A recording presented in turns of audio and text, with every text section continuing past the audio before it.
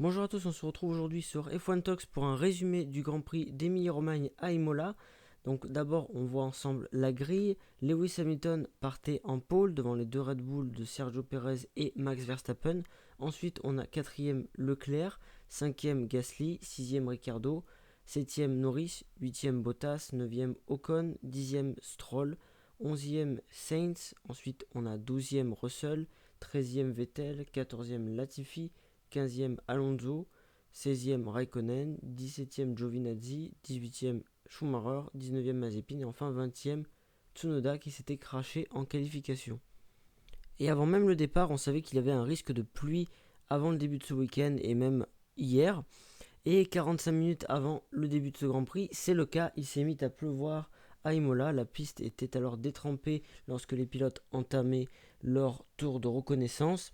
Et de l'animation avant même le début de cette course, car Alonso a tapé à Tosa. L'Espagnol a tout de même pu repartir et a pu prendre le départ après de petites réparations, notamment sur son aileron avant. Tous les pilotes voulaient désormais également prendre les pneus pluie. Et également une autre information, on a également une surchauffe de frein pour Stroll, donc à réparer pour Aston Martin juste avant le départ, mais ça a été fait. Et de son côté, pour Aston Martin toujours, Vettel devait lui partir de la voie des stands finalement alors qu'il était qualifié 13ème. Donc on voit également les pneus pour le départ, tout le monde a finalement choisi les intermédiaires, sauf Ocon, Gasly et les deux As qui sont en pneus pluie. C'était parti pour le Grand Prix d'Imola. Verstappen passe en tête après un superbe départ et il y est allé au forceps au premier virage sur Hamilton. Grosse bagarre d'entrée. Au deuxième tour, safety car, Latifi est dans le mur après un contact avec Mazepin.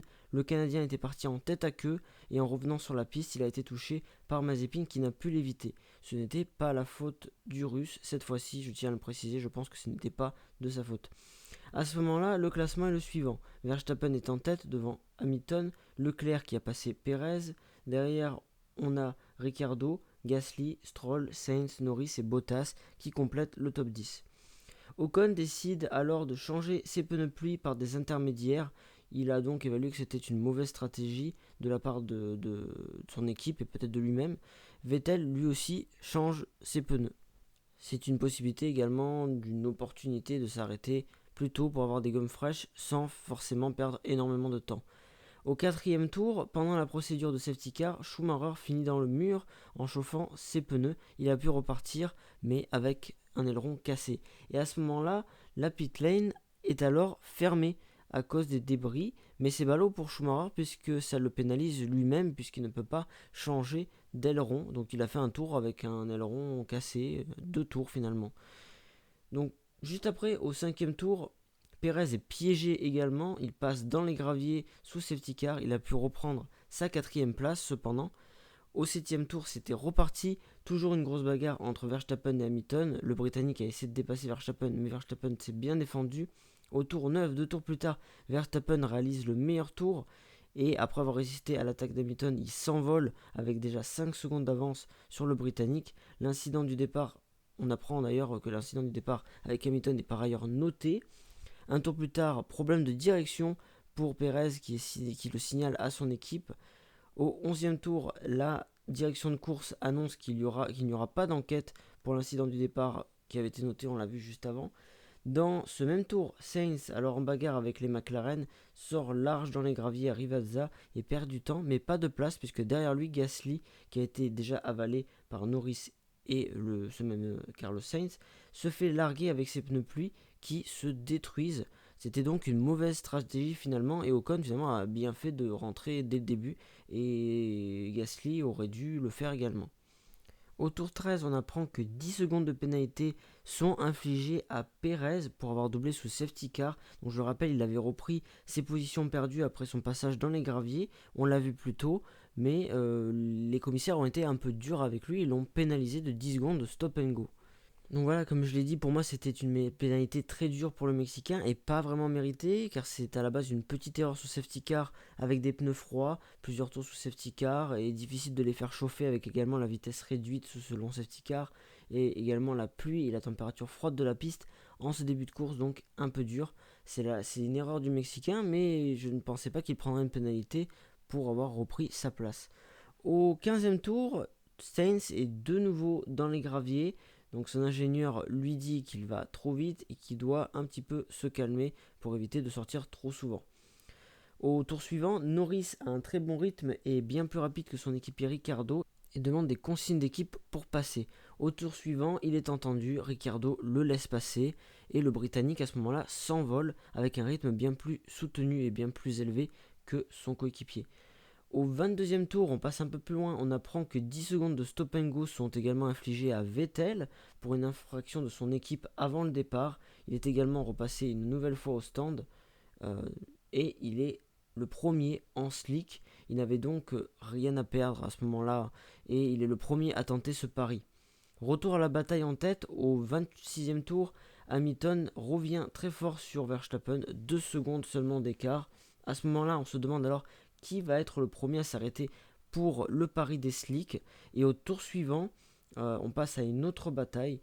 Sainz, qui est sorti 2 fois déjà dans les graviers, est toujours sur un gros rythme et il finit par passer Ricciardo malgré ses erreurs pour la 6e place. L'Australien lui peine un peu en ce début de Grand Prix. Au 28e tour, Verstappen est le premier à tenter le pari des sticks et il rentre au stand. C'est le premier des leaders à prendre ce risque. Il est suivi au tour suivant par Hamilton également, mais c'est un arrêt plutôt raté en 4 secondes contre 2 secondes 2 pour le néerlandais au tour précédent. Et il ressort derrière Verstappen, donc Verstappen a eu du nez de s'être arrêté avant lui. Au tour 31, Verstappen prend un tour à Bottas et les leaders entrent à ce moment-là dans le trafic. C'est un moment important de la course. Et derrière, il y a d'énormes écarts avec les autres pilotes. Leclerc est troisième à presque 20 secondes des leaders. Norris est derrière le monégasque à 27 secondes du pilote Ferrari, avec Perez qui a purgé sa pénalité et qui est passé juste derrière. Et donc voilà, pour ce top 5, on a les autres un peu plus loin, vous voyez les écarts. Et dans ce même tour, tournant dans ce Grand Prix, Hamilton est dans le mur au niveau de Tosa, au même endroit qu'Alonso pendant le tour de formation. Il est gêné par les retardataires et commet une erreur. C'est très rare de le voir commettre des erreurs. Le Britannique a tapé d'abord le mur de pneus avant de reculer dans le bac de gravier et donc il est revenu sur la piste mais très très loin. On l'a vu, il était 9ème, mais on n'a pas le temps de se remettre de nos émotions puisqu'au tour suivant, énorme crash au premier virage entre Bottas et Russell. Les deux pilotes sont ok, mais Russell et Bottas sont bien énervés après le crash. Petit coup sur le casque donné par Russell en réponse à un doigt d'honneur de Bottas. Voilà, drapeau rouge après cet énorme carton, mais heureusement les deux pilotes vont bien. Mais alors que s'est-il passé? Alors Russell est revenu sur Bottas, on a vu que Bottas juste avant s'était fait prendre un tour. Et Russell était à l'affût avec également Raikkonen derrière. Le DRS avait été autorisé juste avant et le Britannique a pris l'aspiration et activé son DRS. Mais on a vu que Bottas s'est légèrement décalé vers la droite, vers lui, ce qui a perturbé Russell, qui a mis une roue dans l'herbe qui était encore bien mouillée, puisque certes la piste commençait à sécher, mais c'était encore bien mouillé, et ça l'a envoyé en travers directement sur la Mercedes du Finlandais. Et ensuite gros carton à Tamburello avec des débris partout, et là c'était obligé de mettre un drapeau rouge. Et d'ailleurs sur cet accident, heureusement que l'on a le halo, puisque la roue de Russell est allée taper à haute vitesse le halo. Sans celui-ci les choses auraient pu être pires, donc merci au halo. À ce moment-là, donc drapeau rouge, tout est à refaire, la course est arrêtée au 34e tour, donc presque à mi-course, donc on est parti pour une toute nouvelle course. Tout est remis à zéro et c'est pas forcément plus mal finalement, parce qu'il y avait de gros écarts, et ça permettra de faire une deuxième partie de course haletante. Ça nous rappelait d'ailleurs un peu à ce moment-là Monza d'ailleurs, même s'il n'y avait pas la pluie. Donc tout est remis à zéro et ça avantage certains pilotes comme Hamilton finalement qui s'en sort plus que bien, puisqu'avec cette mésaventure il était 9ème très loin en devant changer d'aileron, et au final ce drapeau rouge l'a sauvé puisqu'il est 9ème et ne perdra pas de temps sur les autres et a pu changer son aileron. En revanche par exemple pour Leclerc, c'est l'exemple du sentiment mitigé puisqu'il était tranquillement sur le podium avec 27 secondes d'avance sur Norris. Cependant il est passé deuxième, donc tout dépendra de lui sur le restart. Il pouvait tout à fait passer en tête comme se faire avoir par les pilotes derrière lui. La course devait repartir à 16h25 avec ce top 10. Donc on a en tête Verstappen, deuxième Leclerc, troisième Norris, quatrième Perez, cinquième Sainz, 6e Ricciardo, 7e Stroll, 8e Raikkonen, 9e Hamilton et 10e Tsunoda pour le top 10. Et il a été décidé que l'on repartirait avec un départ lancé. Et avant la reprise, Verstappen est tout proche de gâcher toute sa course. Il est proche de partir en tête à queue avant la relance. Quelle frayeur pour le néerlandais qui a failli tout perdre avant même de reprendre cette deuxième partie de course. Charles Leclerc, lui, derrière lui, n'avait plus de radio après le drapeau rouge. Et le Monégasque ne savait donc pas que c'était... Enfin, je suppose qu'il ne savait pas que c'était un les départs lancés. Il aurait pu en profiter pour passer, mais ne l'a pas fait aussi par peur de ne pas prendre de pénalité. Et également parce qu'il n'avait pas de radio.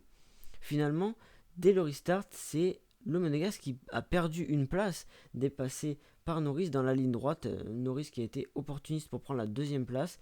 Et derrière, dans le peloton, Tsunoda s'est fait piéger au restart. Le japonais qui était 10ème est dans les graviers. Et également, Ocon, on le voit partir tout droit, donc de l'animation pour ce restart. Au 39e tour, c'est au tour de Pérez de se faire piéger. Il est dans les graviers au virage 6. Il attaquait fort derrière Leclerc pour lui prendre la 3ème place. Et il est parti à la faute. Il repart à ce moment-là 14ème. Quel dommage pour le Mexicain. Donc à ce moment-là, on se demandait s'il allait pouvoir remonter ou non. Au tour suivant, problème de boîte de vitesse pour Stroll qui vient de se faire passer par Hamilton et qui signale ce problème à son équipe. Le Britannique, lui, quant à lui, poursuit sa remontée puisqu'il avait déjà doublé Raikkonen. Et au 42e tour, le Britannique passe cette fois-ci Ricciardo pour passer déjà 5ème. On a eu ensuite des interviews de Bottas et Russell sur leur accrochage. Bottas accuse Russell en disant que c'est complètement de sa faute et qu'il a perdu sa voiture. Russell explique lui que le mouvement de Bottas était très dangereux, il l'a forcé hors trajectoire et ne comprend pas pourquoi il défendait comme ça pour une simple 9ème place avec sa Mercedes. C'est également une petite pique qu'il envoie au Finlandais qui semblait en effet bien largué avec sa Mercedes et qui s'est retrouvé en bataille avec une Williams pour de maigres points. Pendant ce temps-là, on voyait aussi qu'Hamilton revenait comme une balle sur Sainz et il a fini par le dépasser dans le 52e tour. Pendant ce temps-là, Verstappen lui s'envolait en tête en enchaînant les meilleurs tours depuis le restart et il avait une grosse avance. Au 54e tour, Hamilton est revenu sur Norris et Leclerc et se mêle à la lutte pour le podium. Derrière eux, Sainz n'est pas très loin non plus. Au 56e tour, Hamilton qui revenait sur Leclerc finit par le passer pour la 3ème place. Il est donc sur le podium après être reparti 9ème au restart. Au tour 59, petite erreur de Gasly, mais il reste P8, il avait bien remonté, il était je crois 13ème au restart et il avait doublé quelques de places dont les Alpines. Et il revenait très fort sur Ricciardo et Stroll, je crois. Et il a fait une petite erreur, mais il avait de l'avance. Il est resté 8ème. Il est même revenu sur les deux pilotes. Il avait tellement un bon rythme qu'il était remonté déjà et revenu juste derrière Ricciardo et Stroll dans le tour suivant. Mais il n'a jamais réussi à les dépasser jusqu'à la fin de la course. On revient sur la bataille pour le podium. Hamilton butait lui sur Norris, mais il a fini par le dépasser au 60e tour pour la 2ème place. Et également dans l'avant-dernier tour, beaucoup de gens l'attendaient à un tête-à-queue de Nikita Mazepin. On revient à la tête de la course avec Max Verstappen qui s'impose brillamment pour ce Grand Prix d'Émilie-Romagne devant Lewis Hamilton qui lui a ravi le meilleur tour en course dans l'avant-dernier tour et Lando Norris complète le podium. Donc deuxième podium en F1 pour le Britannique avec une superbe course, il est même élu pilote du jour pour ce Grand Prix d'Émilie-Romagne. C'est donc également la 11e victoire en F1 pour Max Verstappen. Vous pouvez voir maintenant ici le podium, donc avec les 3 premiers de la course. Un joli podium avec un pilote Red Bull devant un pilote Mercedes et un pilote McLaren. Donc d'après la stat, ça vient du compte officiel de la F1. C'est la première fois que ces 3 écuries se retrouvent sur le podium depuis 2010, je ne sais plus quel Grand Prix, mais ça fait plus de 10 ans que ces 3 écuries ne s'étaient pas retrouvées ensemble sur un podium. Voyons maintenant le classement à l'issue de la course. Max Verstappen l'emporte donc devant Lewis Hamilton qui est quand même à 22 secondes, donc ça prouve à quel point Max s'est envolé. 3ème, Lando Norris complète le podium. Ensuite, on a les Ferrari de Charles Leclerc et Carlos Sainz 4ème et 5ème, puis Ricciardo 6ème, Stroll 7ème, Gasly 8ème, Raikkonen 9ème, Ocon 10ème, Alonso 11ème, Perez 12ème, Tsunoda 13ème, Giovinazzi 14e, Vettel 15e, il a abandonné dans le dernier tour, mais il est quand même compté devant certains pilotes puisqu'il était moins loin que certains. Schumacher 16e et enfin Mazepin 17e. Dans les abandons, on a donc Bottas, Russell et Latifi. Donc je disais à l'issue de la course car en effet, ce n'était pas le classement officiel. Des pénalités sont tombées après la course. Kimi Raikkonen a écopé de 30 secondes de pénalité suite à ce tête à queue lors du tour de formation avant le restart. Il aurait dû passer par la voie des stands, n'ayant pas pu reprendre sa position. Lance Stroll prend lui aussi une pénalité de 5 secondes pour lui après la course pour avoir dépassé Gasly en court-circuitant la chicane au 11e tour. On a eu également Yuki Tsunoda qui a pris 5 secondes de pénalité pour ne pas avoir respecté les limites de la piste, mais au final il a gagné une place avec la pénalité de Raikkonen. Vous pouvez voir le classement officiel, vous avez le top 10 définitif ici, avec Gasly qui passe 7ème et Stroll qui glisse 8ème. Vous avez également, vous pouvez voir que les Alpines en profitent pour entrer tous deux dans les points, avec Ocon 9ème et Alonso 10ème après la pénalité de Raikkonen. Et vous pouvez voir donc, comme je vous ai dit, le classement complet. Ici également, je vous montre les autres places. On va maintenant voir un petit bilan de ce Grand Prix. Ce Grand Prix, il fut passionnant et confirme ce début de saison intéressant avec une bataille pour la victoire, le podium et les points. Et aujourd'hui, on a eu droit à 2 courses en une première partie sous la pluie où j'avoue que j'ai trouvé qu'il y avait des écarts tout de même énormes, mais une grosse bagarre dans le même temps en tête. Ensuite, la course s'est emballée avec une erreur d'Hamilton, un gros crash et une course totalement relancée pour une deuxième partie sur le sec avec une bataille haletante pour le podium, les points, du suspense, du spectacle à tous les étages. On a été servi en tout cas pour ce Grand Prix d'Émilie-Romagne. Pour finir, on va voir ensemble les classements à l'issue de ce deuxième Grand Prix. On commence par le classement pilote. Au classement pilote, c'est Lewis Hamilton qui conserve la tête grâce à son meilleur tour en course réalisé en fin de course qu'il a chippé à Verstappen. Il possède 44 points, son duel est bel et bien lancé avec le néerlandais qui est lui deuxième juste derrière avec 43 points. Un seul point d'écart entre les deux hommes. À la troisième place, on retrouve Lando Norris avec 27 points. Puis on a Charles Leclerc quatrième avec 20 points. Derrière eux, Bottas avec 16 points. Sainz et Ricciardo avec 14 points. Puis Perez avec 10 points. Ensuite Gasly 9ème avec 6 points. Et Stroll qui complète le top 10 avec 5 points. Et ensuite, pour ceux qui ont marqué également des points, on a Tsunoda et Ocon avec 2 points. Et enfin, Alonso 1 point qui a inscrit son premier point depuis son retour. Maintenant, on passe au classement constructeur. Au classement constructeur, on a Mercedes en tête avec 60 points, devant Red Bull 53 points et McLaren 41 points. Derrière eux, on retrouve Ferrari 4ème avec 34 points. Ensuite, AlphaTauri avec 8. Puis derrière, on a Aston Martin avec 5, Alpine avec 3 qui a inscrit ses premiers points à Imola. Et enfin, on retrouve Alfa Romeo, Williams et Haas qui n'ont pas encore inscrit de points cette saison. Voilà pour les classements à l'issue de ce week-end à Imola. C'est également tout pour ce résumé complet du Grand Prix d'Émilie-Romagne à Imola. J'ai fait vraiment un résumé détaillé, j'espère qu'il vous aura plu. Si c'est le cas, n'hésitez pas à liker la vidéo, à la partager et à vous abonner à la chaîne, ainsi que d'activer la cloche pour recevoir les prochaines vidéos.